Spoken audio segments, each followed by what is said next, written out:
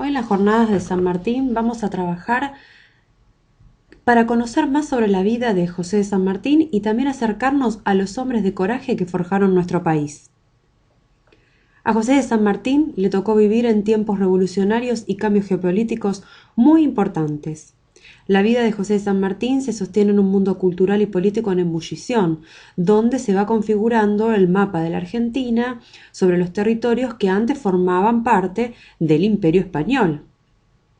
La biografía de San Martín es muy interesante y corrobora esta afirmación. Vamos a analizar entonces de dónde viene y qué hizo por nuestra patria. Importante saber quién era su familia. Su padre, don Juan San Martín y Gómez, el señor que estás viendo en la imagen, era un capitán del ejército español, hijo de labradores, que en 1765 fue enviado por las autoridades españolas al Río de la Plata para instruir a las tropas de Buenos Aires. En América se casó con una española. Esta española se llamaba Gregoria Matorras. Con ella tuvo 5 hijos: María Elena, Manuel Tadeo, Juan Fermín, Justo Rufino y José Francisco. Miremosla a Gregoria Matorras vestida de azul en esa imagen. Casada con Juan San Martín, se van a vivir, por orden del virrey Juan José de Bertiz, que lo había nombrado teniente gobernador, a Juan, a Yapeyú. Yapeyú es un pueblo que queda en Corrientes y es en ese lugar donde va a nacer José Francisco el 25 de febrero de 1778. Es decir, era el hijo menor, el Benjamín de la familia. Yapeyú, como les decía, queda en Corrientes, ¿sí? Una provincia del litoral argentino muy importante, pero que en esa época estaba rodeada de pueblos indígenas. Juan San Martín fue enviado allí para ir contra esos pueblos, pero no tuvo éxito y tuvo que abandonar Yapeyú. 2 años después estaban nuevamente en España. Y es ahí donde José Francisco empieza su carrera militar, ingresando al regimiento de Murcia. Recuerden que para esta época, 1789, comienza la Revolución Francesa y se vivían tiempos muy convulsionados en España y en toda Europa. José de San Martín peleó contra los ejércitos napoleónicos. Él había empezado la carrera militar a los 12 años, ganando grandes condecoraciones. Como teniente coronel, va a volver a Buenos Aires y se instala. San Martín creyó conveniente venir nuevamente para la zona donde había nacido y comenzó a participar de la vida social de la ciudad. La ciudad de Buenos Aires para esa época tenía muchas modas, pero entre ellas tenía las famosas tertulias, esas reuniones de los vecinos más importantes donde se charlaba y se escuchaba un poco de música. Y ahí es donde conoce a María de los Remedios de Escalada. ¿Quién era María de los Remedios de Escalada? Bueno, una muchachita de solo 15 años que era hija del señor Escalada, un señor muy acaudalado y muy importante para el Buenos Aires de esa época. Y deciden, a pesar de la diferencia de edad, ella tenía 15, pero José de San Martín ya tenía 34, deciden casarse el 12 de septiembre de 1812. Imagínense que empieza una vida muy activa para San Martín. Con Remedios van a tener una hija, que la van a poner de nombre Mercedes.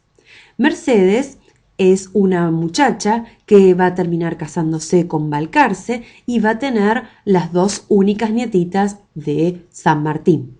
Pero vamos a seguir con la historia. A Mercedes, San Martín le escribió muchas indicaciones y consejos que llamamos máximas, donde le contaba cómo debía ser buena persona. Una de las cuestiones importantes que formó San Martín fue el cuerpo de granaderos. El cuerpo de granaderos a caballo. Si bien la palabra granadero, o sea, el nombre, no fue inventado por José de San Martín, porque ya había unas compañías de granaderos en Francia en el siglo XVII, va a ser muy importante en el Río de la Plata convocar a soldados para formar este regimiento. Y es este regimiento de grandes leones, como decía San Martín, que va a ganar el famoso combate de San Lorenzo. ¿Qué fue el combate de San Lorenzo? Fue una batalla contra los realistas. Los realistas eran quienes venían de parte del rey de España, que querían nuevamente obtener estas tierras. San Martín quedó inmovilizado en el piso en esa batalla y fue salvado por Juan Bautista Cabral, que intentó salvarlo y falleció en el momento. Pero la gran hazaña de San Martín, y la más famosa y conocida por todos, es el famoso cruce de los Andes. En menos de un mes, entre el 12 de enero y el 8 de febrero de 1817, San Martín y sus hombres lograron atravesar más de 500 kilómetros de cordillera. Sin embargo, San Martín no fue el primero en cruzar esas montañas. Los pueblos originarios solían hacerlo. La importancia que adquiere el cruce de los Andes en el caso de San Martín reside en que el número de hombres, armamentos, provisiones y transportes alcanza una dimensión mucho mayor y que después de atravesar los altos montes debe encontrarse en condiciones de combatir con los realistas. Y es así como llegan a Chile y en Chile van a luchar contra los realistas e independizar ese país. Llevaba un ejército de 5.423 hombres con 9.280 mulas y 1.600 caballos, y ni hablar de la cantidad de forraje, municiones, alimentos. El cruce fue terrible, pero llegaron a Chile y después de ahí se fueron a Perú. El cruce fue penoso porque hacía más de 20 grados bajo cero. Cuando terminó su campaña de libertar Chile y Perú, se encontró con el famoso Simón Bolívar. Simón Bolívar también se había encargado de liberar a 2 otros países. En algunos cuadros se representa a José de San Martín en el cruce de los Andes montado en un caballo blanco. Los artistas suelen pintarlo así porque lograron un buen contraste con el uniforme azul. Lo real es que la mayor parte de la travesía, San Martín fue transportado en camilla por sus soldados. El libertador padecía de una úlcera digestiva, asma y gota, y además sufría numerosos ataques reumáticos. Estos dolores hacían que les resultara casi imposible caminar o montar. Aunque los médicos le habían aconsejado reposo, San Martín sabía que su ejército lo necesitaba y desoyó las recomendaciones. Cuando se sentía mejor, montaba en una mula, porque era el animal que mejor marchaba por los angostos y peligrosos caminos cordilleranos. También hay muchas imágenes de las damas mendocinas donando sus joyas para el ejército de los Andes, y es muy difundida. Pero según el historiador Pablo Camogli, el Río de la Plata se encontraba amenazado por el posible ataque de una escuadra realista. San Martín se redujo sus salarios y el de los más importantes, le pidió a Remedios que donase sus joyas porque la esposa de un general republicano no debe gastar objetos lujo cuando la patria está en peligro. Las damas mendocinas también entregaron sus joyas, pero su valor fue escaso, 425 pesos, suma que solo servía para mantener a un esclavo.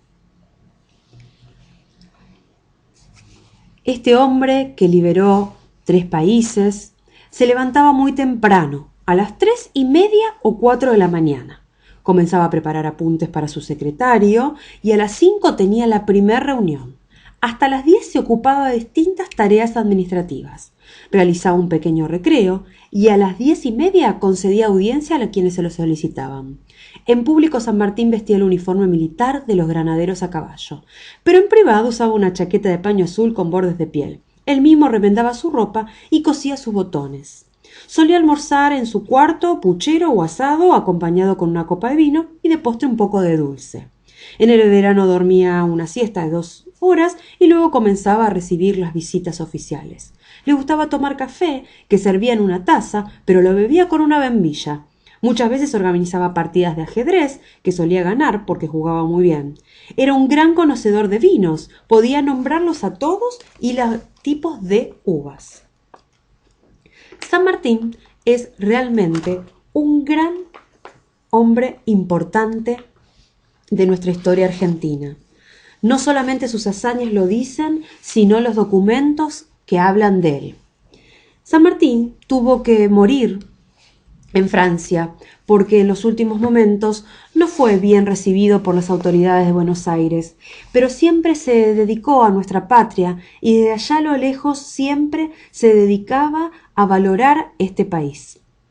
Una de sus últimas fuentes históricas es un relato que se habla sobre las nietas y sus medallas. Su hija Mercedes le dio 2 nietitas, con las cuales el ilustre viejo pasó momentos de regocijo y esparcimiento.